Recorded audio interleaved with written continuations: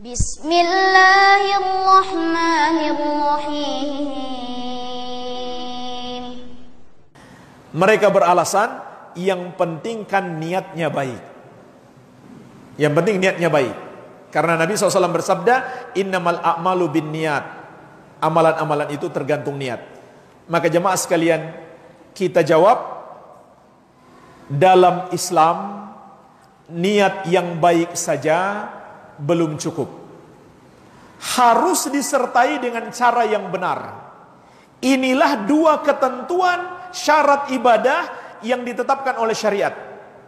Niat yang baik, yaitu dilakukan karena Allah, supaya dapat pahala, supaya masuk surga dan selamat dari api neraka. Juga harus disertai dengan syarat yang kedua, mengikuti petunjuk Nabi Muhammad SAW. Karena beliau telah menegaskan, sebagaimana dalam banyak hadis, di antaranya hadis Aisyah radhiyallahu anha yang diriwayatkan Al-Bukhari dan Muslim.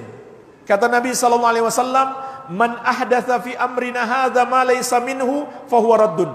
Barang siapa mengada-ada, membuat-buat dalam agama kami ini yang tidak berasal darinya, maka itu tertolak. Hadis ini menunjukkan walaupun niatnya baik, tapi itu hal yang baru dalam agama, maka itu tertolak. Dalam riwayat Muslim, man amila amalan laisa alaihi amruna fahuwa raddun.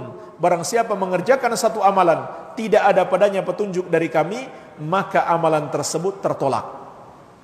Dan jemaah sekalian, inilah rahasianya mengapa dua kalimat syahadat tidak terpisahkan.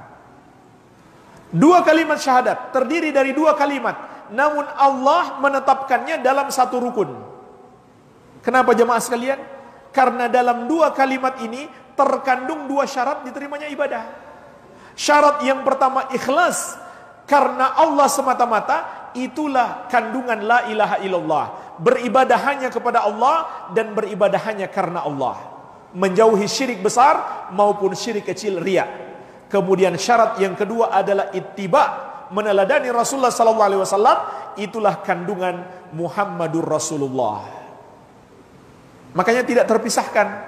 Sehingga kalau kita hanya memenuhi syarat yang pertama, ikhlas karena Allah atau niatnya baik, belum cukup.